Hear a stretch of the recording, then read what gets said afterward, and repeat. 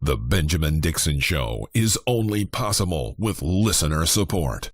Go to www.thebenjamindixonshow.com to register for our blog and join the Progressive Army. And now, ladies and gentlemen, we are now about to witness the truth. It's the Benjamin Dixon Show. Good evening, everyone, and welcome to the Benjamin Dixon Show. I'm sorry for the late start, and also I'm sorry for not being Benjamin Dixon. Well, I'm not actually sorry for that last part. You know, it's done wonders so far, for my dating life at least. Anyway, Benjamin Dixon is sick tonight, and he asked me to fill in relatively last minute. So we're going to put on a sort of abbreviated show, have a very nice discussion while he is recuperating, and we wish him a speedy recovery. As far as I know, it's not life-threatening, but I also don't know exactly what's wrong with him. He could just be taking the night off. Whatever. Anyway, helping me put together this last-minute show is a wonderfully powerful panel of pertinent pundits and progressives. You may know some of them, you may not know some of them. Let's start with alphabetical order. Nick. Really? Okay, well, I'm Nick, the host of the Takedown. I, too, had an issue on Monday. We upgraded internet services, so I had to cancel the show since I wasn't able to access the internet. Really unfortunate for that. Sorry about that, guys. We will be doing the show, and I'll be basically posting that. But make sure to catch us, follow us, like us on Facebook, The Takedown, Takedown with Nick, Twitter, @The Takedown, and check out our YouTube channel. But we usually have good discussions there, and I'm glad to be a part of the panel today. Don't lie to them. No, you don't. Okay, next. Adair, unmute yourself and say hello. Good evening, folks. Thanks for joining us. I, too, did not realize we'd be doing this, so sorry if it's a little bit rough around the edges. Don't apologize. You're American. Shut up. Third up, and also I apologize, Nick. Nick's show is amazing. You should watch it. You should subscribe. I don't know if he's a Patreon. Follow him on Twitter. Harass him. Next, Solomon. Say hello, Solomon. Hey, everybody. Been a long time. I don't have a show of any kind because I'm just not that kind of guy. But I blog occasionally on Tumblr. I run the largest Bernie blog on Tumblr, which is basically now just intersectional Marxism and converting as many millennials I can into socialism. But it's cool, and you should follow it. It's good. And rounding off this pundit pentagon is Deirdre. Say hello, Deirdre. Hey, B. Thanks for having me on. It's no problem. I love to have you. And you're a crucial part of this conversation because tonight we're going to be talking about a topic that was going around Twitter for a while over the past week. And that was the idea behind a progressive alliance with the alt-right. And so I tried to stay out of this conversation because I thought it was kind of beneath me.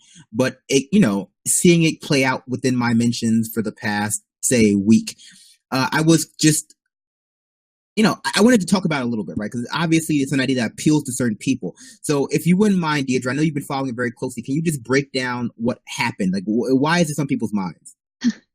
On the spot. Okay. So I got a heads up about this show about 10 minutes ago, and now you want me to break it all down? just give us a quick summary. No problem. Let me just go get a glass of wine. Get the whole bottle. No, it's fine. It's fine. I don't know when Caitlin's. Yeah, I would have done a little research if I'd known, but I don't know when Caitlin's article came out, but it was about a week ago. So Caitlin Johnstone had written an article on Medium. And she had just basically she'd said that it probably made sense for progressives and the alt-right to get together on issues where they overlap because somehow aligning with people like Mike Cernovich would bring peace and would end war and all kinds of claims that didn't make a lot of sense to me. And there was a lot of backlash, and it wasn't beneath me. So I went hard on this for a couple of days. Probably lost about 200 followers to this because there were a surprising number of people who didn't reject the idea out of hand, which completely surprised me. And then yesterday, so my claim had been, I think, beyond the fact that most of us think this is ridiculous and racist and a terrible idea, it's going to hurt us because we spent 2 years as Bernie supporters dealing with this kind of rhetoric that we were violent, that we were racist and sexist. And to align with people who really were was obviously a terrible idea. And then yesterday, her tweet about John McCain was on The View. Yeah, well, let's stop right there. Let's parse this out, right?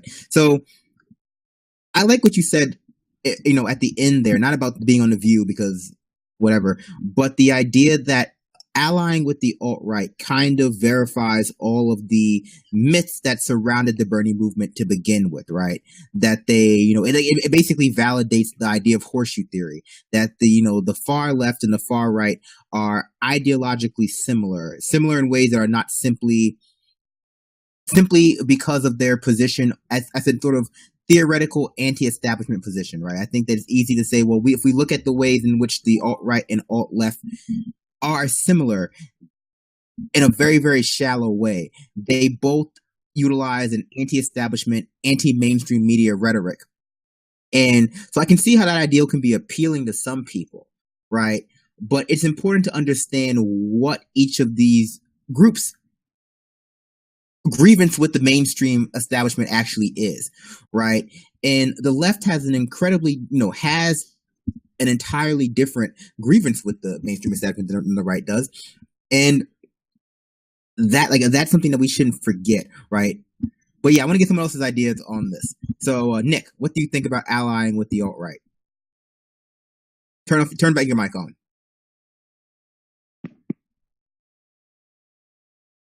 Unmute.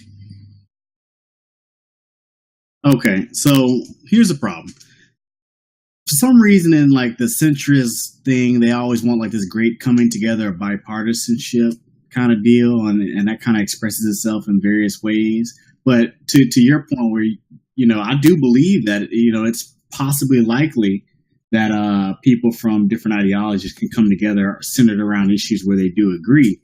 The problem is that that can only occur, in moderation. Like, I might agree with somebody who is a libertarian on maybe getting rid of corporate corruption, but the ways we might see that goal being achieved are fundamentally at odds with one another, so we can't work around that issue.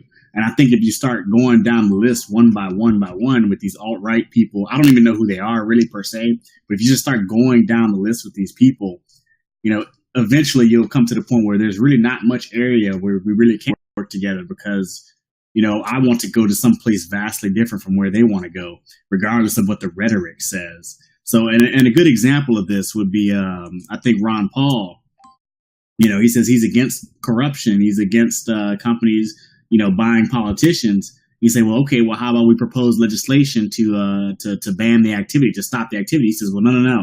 I want smaller government. The politicians should voluntarily just stop taking the money. It's like, well, that's not a real solution. So there we're trying to move towards something that we supposedly agree on, but the means by which we would get there, are against his ideology. Therefore, we can't get there together. But see, and I like that. I like what you just laid out there too, right? So this whole merger seems to be predicated on the idea that, well, we both have the same grievances, right? It's like it's a grievance-based alliance. Like we both have the same grievances at the surface level with the establishment, and therefore we should be able to align to combat that establishment. But like for me, at least for what I view for progressive, what I view for leftists, it's not enough to align entirely based on grievance politics. It has to be, it's not only, hey, can you identify the problem, but also is your solution in line with what I see, for society. I do agree that there was an inherent, all right, I'll put it this way. I do agree that the center in some way empowered Donald Trump, the Donald Trump, movement, the alt-right, Trumpism, all that stuff. They empowered that movement by not correctly being able to identify that there were problems with the system. The centrist position is one that says the status quo is fine, except for occasional anomalies that can all be solved by working within that system. And in refusing to acknowledge that problem, it does in fact empower the alt-right. We see this with ultranationalism all over the world. When neoliberals take over the left and refuse to acknowledge the inherent fallacies of capitalism in the system, all it does is create this space for the alt-right to come in and acknowledge the problem, gain credit, and I don't think they ever really pull in people from the left. I don't think the alt-right has the capability. I don't think Trump pulled in Bernie voters. But what it does depress the left to have their own sort of the people who are they're ideological, like there are people who are running who are ideologically most similar to them, not even be willing to acknowledge the problem with the system. That being said, if we're going to be moving towards a more proactive political culture, simply acknowledging the problem with the system is not enough for not enough for me, at least, to form a coalition with you. We also have to have similar ideas for how we solve that problem. It's fine. If I can make an analogy, I would say America's a house on fire, and you have the Democrats who are like, hey, you know what? Your house isn't on fire, which is like, disrespectful and stupid. But to, the alt-right is saying, for lack of a better term, your house is on fire, ... and the Jews caused it. And you're like, whoa, calm down there, Jay-Z. That's kind of crazy. No, but you see what I'm saying? It's just like, obviously for the left, neither of those positions are viable. And, to ignore the second part of the alt-right, so not the Jews, but the foreigners, the immigrants, the blacks, they're causing the fire with America. To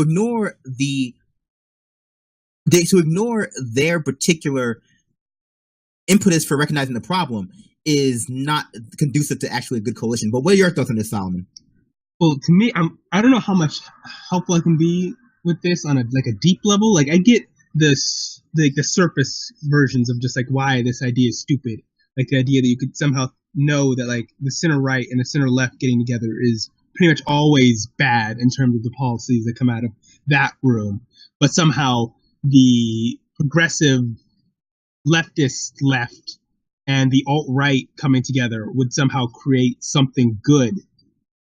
I don't understand how you could ever think that. But even deeper than that, I don't understand the mindset of people who are progressive but also think this is a good idea. Like, I don't know how they are progressive in the same way we are to their core if you believe that like are possible allies. Because if you're a progressive, if you're a socialist, if you believe in social democracy, democratic socialism, Marxism, whatever, you fundamentally believe in egalitarianism. And these alt-right dudes don't, or they believe in it in that white people deserve it because they're actually people and brown people aren't, so we're egalitarian.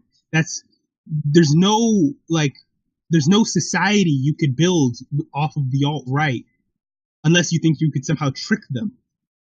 Which is the same. So here's what I would say, which is the same thing that liberals and center left people believe, that they can trick right-wing voters into thinking that they're like them and then push the policies they actually want to do afterwards. Like, I don't understand what kind of thinking makes you think these people are either one, your allies, or two, you can get them to give you enough power without having some sort of compromise later on.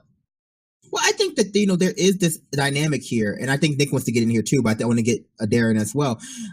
I think there's this dynamic here that exists on the left, at least amongst leftist media, or rather people who purport to be leftist media personalities, that in some ways they don't idolize the far right media, but they are jealous of the amount of money and the amount of attention far right media gets. People like Cernovich and Cassandra Fairbanks, they get to go to the White House. They get White House press passes, and they have hundreds of thousands of followers. They have all these things that, leftist media doesn't pay very well. True anti-establishment media doesn't actually pay very well for the most part. Unless you're Chapo. Unless you're Chapo, really. And there are reasons for that, sometimes that we don't feel need to go into right now. But but the far right media, it pays very well. There is always this market for far right, Alex Jones, InfoWars, Prison Planet, all of these things, it pays very well. And you would think that what the message there should be, well, if there's this big market for far right news, if there's this big market, right, if there seems to be this audience that is always clamoring for, vaguely racist, vaguely Islamophobic, vaguely homophobic news with this sort of thin veneer of pseudo philosophy, pseudo psychology, pseudoscience. Perhaps it's because these positions are actually ubiquitous in establishment positions. And I was quoted as saying is, there's no position more establishment than white supremacy. Like you can't have a more establishment. You can't have anti-establishment far rightism, really, because the far right, the underlying philosophy of the far right, the underlying, philosophy of that is pro-capitalism, pro-white supremacy. Like, those are the most established positions you can have in America. But yeah, go ahead, Adair. I know you want to get in here. I mean, I've said it before and I'll say it again. I don't make alliances with racists. Period. There is no room on the left to align with people who want to snuff out entire ethnic groups of people simply because they exist and they happen to be brown. It's unacceptable. It's antithetical to what we stand for on the left. We don't align with fascists. We beat them in the street. It's that simple. Like, there's no in between. You cannot be a moderate in these situations. You cannot sit here and say, well, I don't agree when you say you just want to murder all the black people because they're black, but you kind of don't like war in this pseudo sense where I'm kind of making it, I'm, changing your wording around and doing these mental gymnastics for it to be the same thing I mean. That's crap. We all know that's crap. Let's not feed into it. Let's not give it any kind of play. It's BS. And we don't align with fascists. We beat them.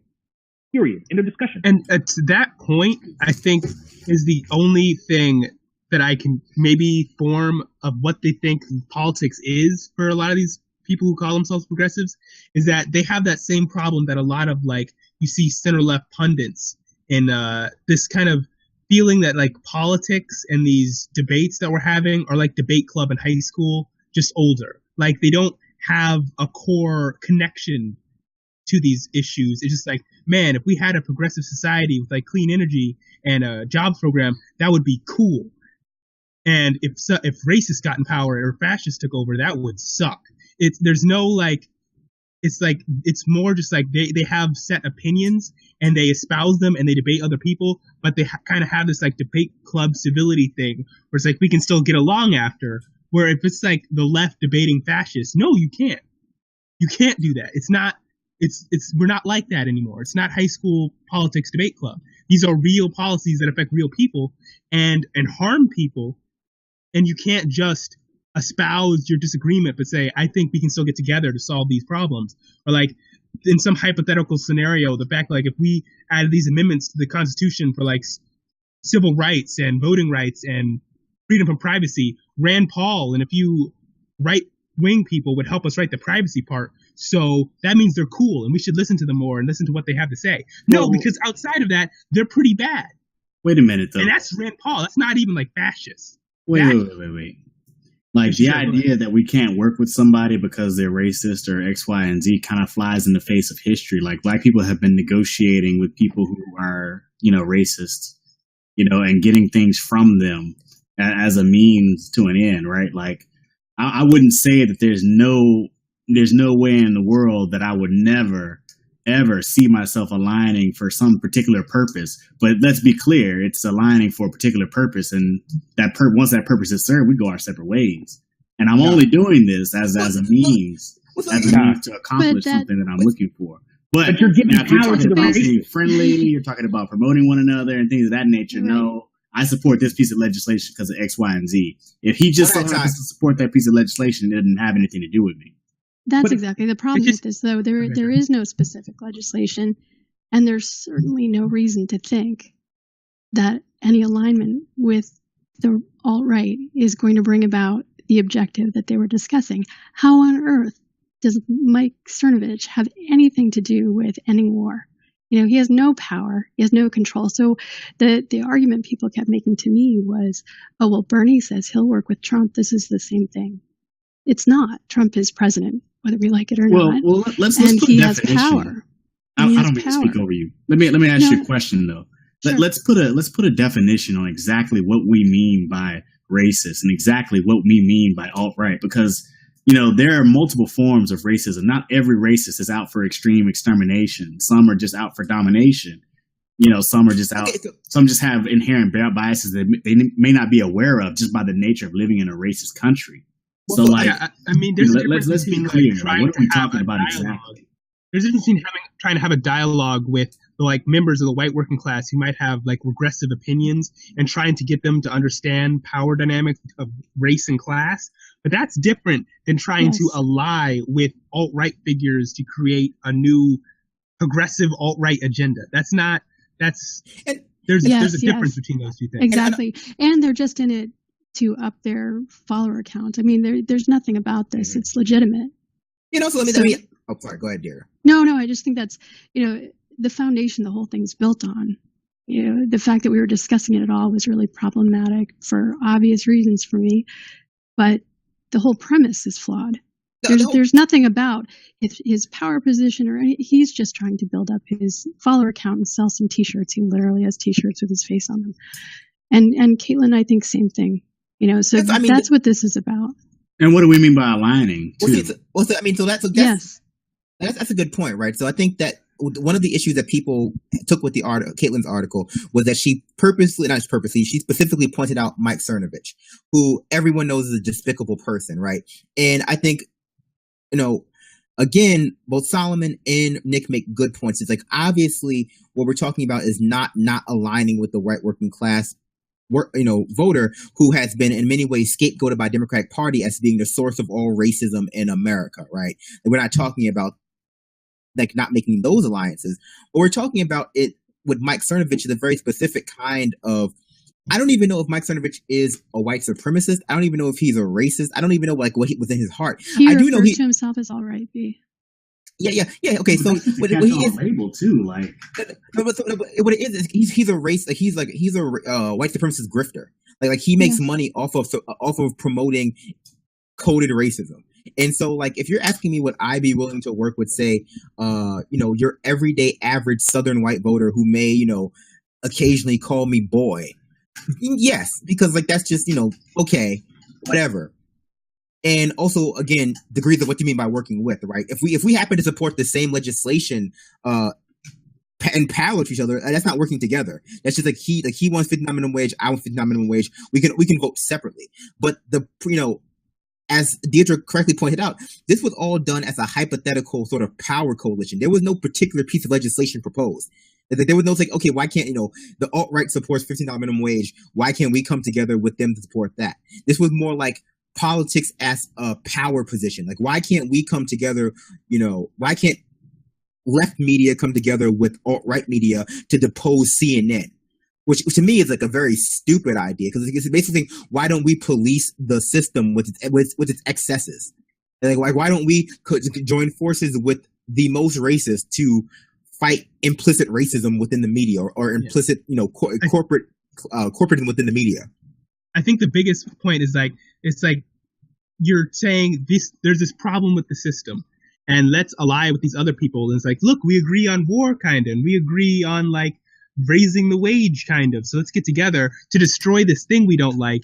Where the obvious play is like, okay, even in this weird hypothetical, what happens when the destruction of the thing we don't like is over, and we have this weird coalition? Are we going to build something to replace it together? That sounds horrible. Are we going to go back to our separate ways, having empowered the alt-right through this destruction and uplifting? That sounds like a bad idea. Like, what's the point? Let me say something. Well, and how would we even go ahead? Sorry. Okay, I was going to say, let me say something though. Like this idea that somehow the alt-right is not already powerful and it's not already empowered. Like the right is like almost godlike in America. Like I don't even understand how we still feel like they're like, surging in power. No, this is just them deciding to finally do something. Like they haven't really been doing as much, as of late. They finally just decided to put their weight on something, for instance. But that's the point, right? I mean, sorry, didn't mean just to jump in there, but that's the point, right? The alt-right is not an anti-establishment movement. What it is, it is like, Trump is not anti-establishment. He's just the establishment taking to its most extreme incarnation. The same with the alt-right. And so that's why this interpretation of the alt-right as being similar to the left in its anti-establishment, it's like no, like they're not anti-establishment. They're not anti-establishment at all. If they really were, they wouldn't be so popular. I don't see the alt-right as an anti-establishment movement. Their critiques of the mainstream media are not legitimate. Like their problem with mainstream media is that I don't know that they're globalist cucks or something. It's like they don't have like a legitimate sort of nuanced understanding. That it's not state propaganda, specifically state propaganda of the Trump administration. It's too PC. Like, the media is too PC. I mean, that's what. Let's not pretend like state propaganda stops at the administration. Like state propaganda is really just propaganda for the people, for the rich and the powerful, right? And that includes people who already own media institutions. Like it never stops. It doesn't have to be just coming from the actual government itself. But sorry, go ahead. Get here, Adair. I know you've been about having a debate. So just period. There is like everyone has said, a fundamental difference between working with someone who has grown up in a racist culture like America, and aligned people in the alt-right whose doctrine is the elimination of people of color. Like that is one of their end goals. That is not up for debate. That's not a question. That's something they state on a regular basis. Spencer and I both support net neutrality. I'm not going to go doorbell with him. Not at all. I'm going to be as far away from him as possible because if I see him, I'm going to beat him down. That's just how that works. So there is, and so when and a lot of times they're saying, well, let's team up together to get rid of the status quo. The alt-right, their idea of getting rid of the status quo is implementing a fascist government. That's genocide. What? The genocide. I think it's rid of the status quo, like ethnic cleansing. Like that's what they like.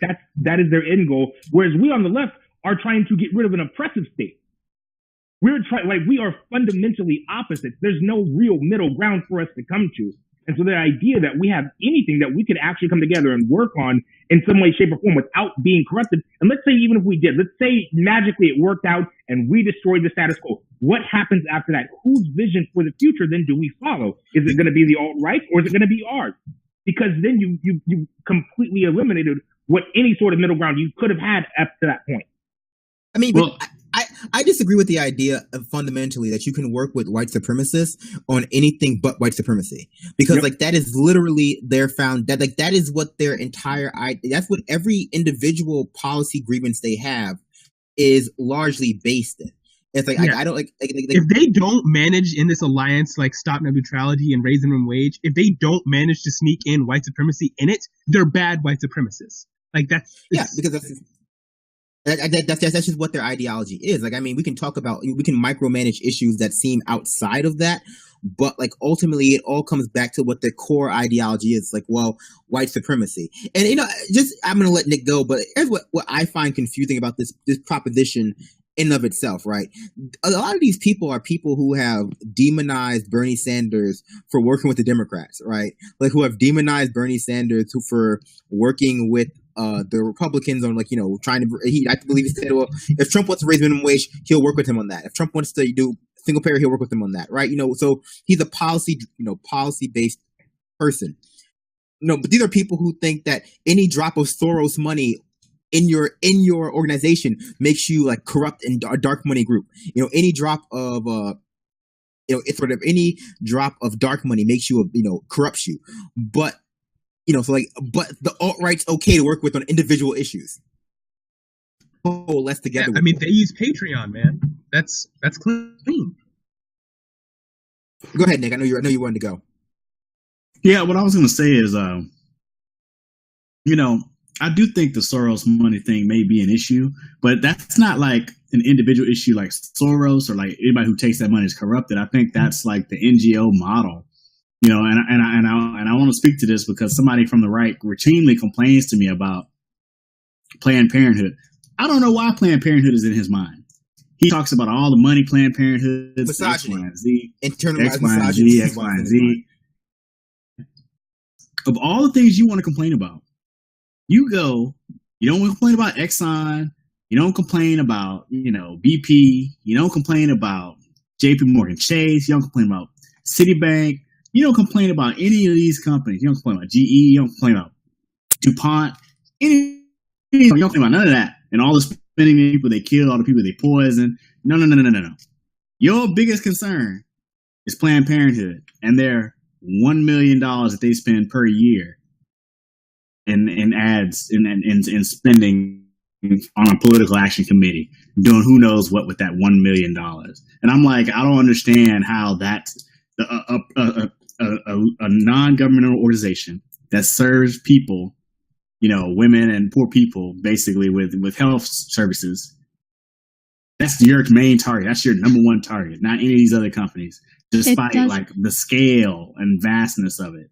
But this is somebody on the right, and we're supposed to work with people that have been so hardcore misdirected that you have to try to bring that back. And then on top of that, you layer onto it an ideology that says that these people shouldn't exist and that they should be, still serving me water or whatever else.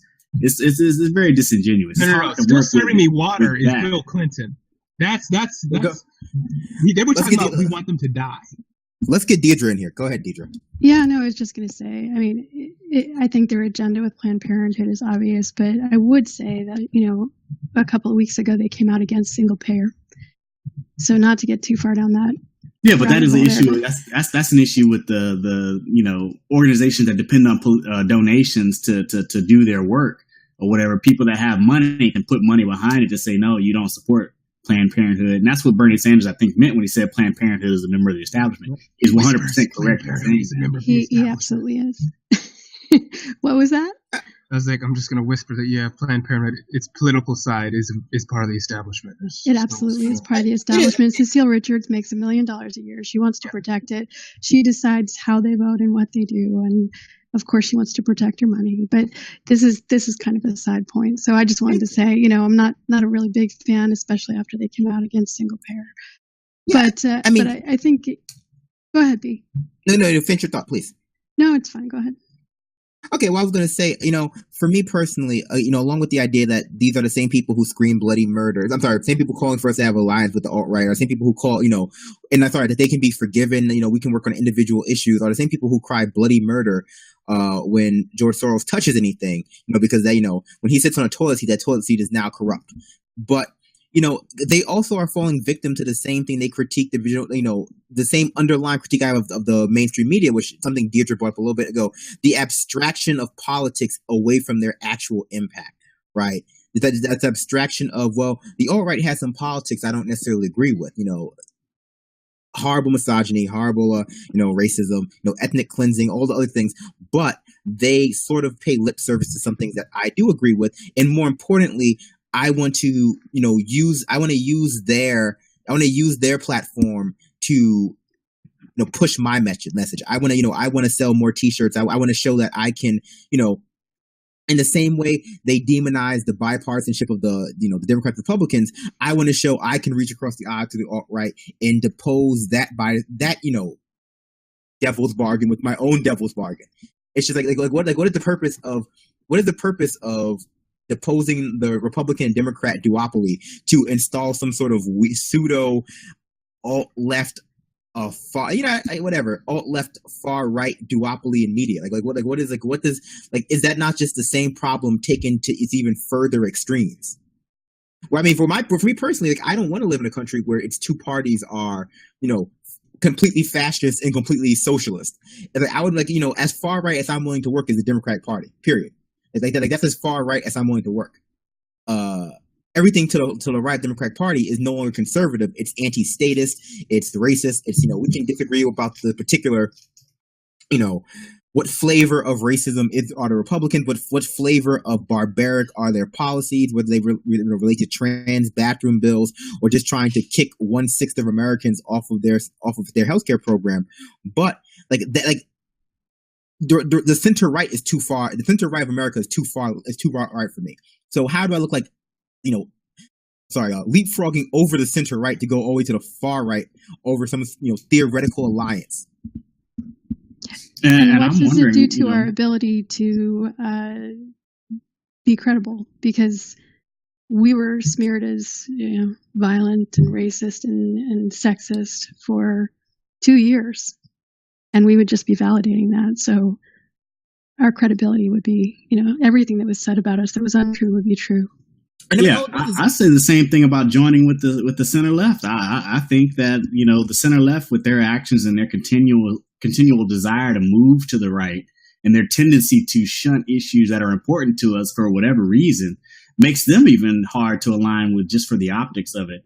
And the reason why I say that is because I still do believe in being able to reach out to that person that's just been so misdirected by the right, but has similar grievances. And all we have to do there is really work on, a political education that can kind of maybe bring them around, or at least get them to agree with and support some core fundamental policies that will get us on the way towards something. Then success can kind of like feed on itself, and we provide basically the threat of a good example, and we can gain some power from that.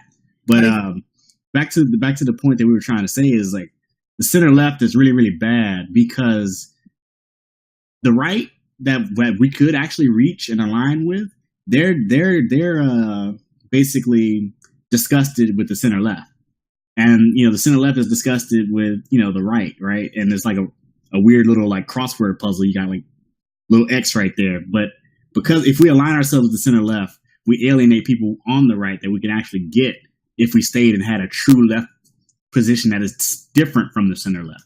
Exactly. And so for just what I came to terms with too, like working with the far right is just another form of lesser evilism, right? It's just identifying different criteria for what makes the far right less evil than centrist, center left, center right, Democrat, Republicans.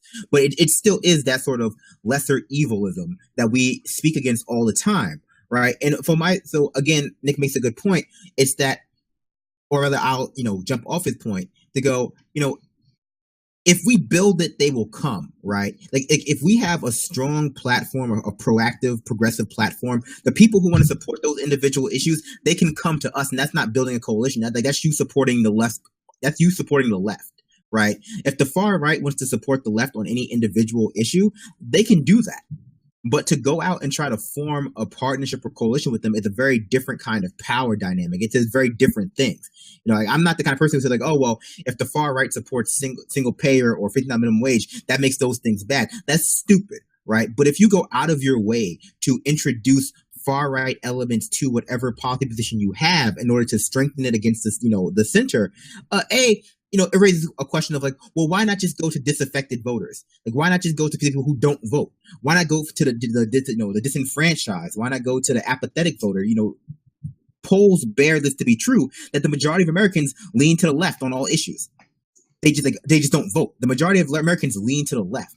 So it's that same weird albatross that I criticize Democrats of having, where they feel the need to reach out to the right as opposed to just going to the disaffected voter, going to the base that exists but is not active for whatever reason, because in some ways they idolize that right.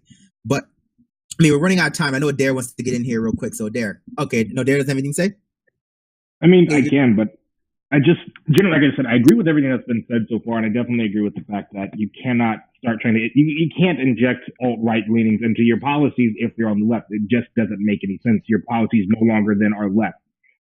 You have to, like you said, you have to start building things from the ground up, because that is a fundamental difference. When we say, hey, I'm going to advance X, Y, and Z to make everybody's life better, when you start, and so I'm going to just use the example of something like universal basic income, everybody benefits from it. Everybody benefits from getting guaranteed money every month that the government says, hey, use this to take care of your rent. That's something that people like.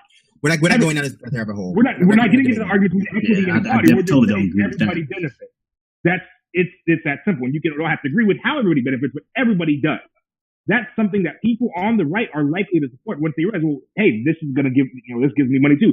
Same thing with universal health care. That's something everybody benefits from, which is why everybody likes it once they actually understand what it is that they're doing. So the leftists have to do a better job messaging things. We get our message out better. We package things differently. We package things in a way that people understand instead of trying to do this. I feel like we just keep trying to be more and more elitist. But if we can get the message out in a manner that everyone can understand, we find that a lot more people agree with us than disagree with us. Yes. Exactly. What we don't have is candidates. Yeah, That's the problem. We don't have candidates, and we don't want those candidates to be from the alt-right under this sort of idea that, oh, well, they'll pinky swear support alt-left policies, or alt-left. God, fuck, that's not a real thing. I didn't say that. They won't support far-left policies. I mean, they won't support far-left policies because we're both anti-establishment, and we both hate the two-party system. It's like, they really don't. Like they actually really do not.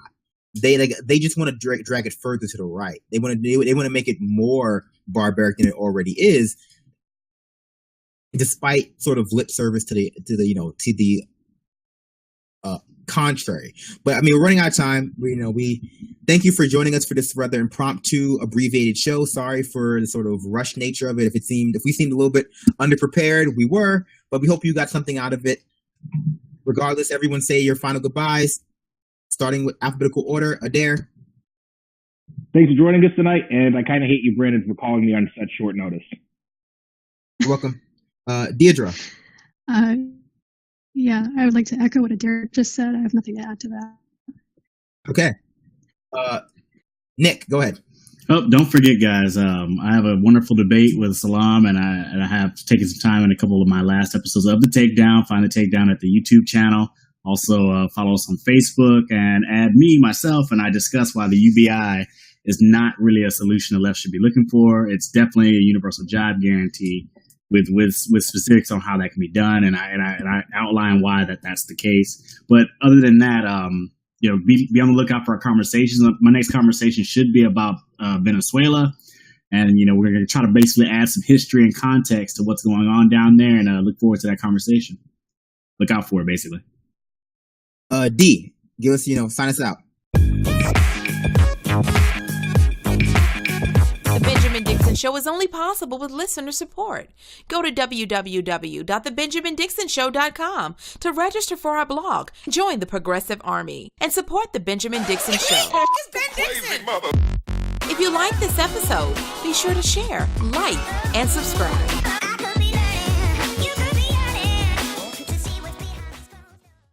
Consider becoming a Patreon. Go to www.patreon.com/The BPD Show and support The Benjamin Dixon Show.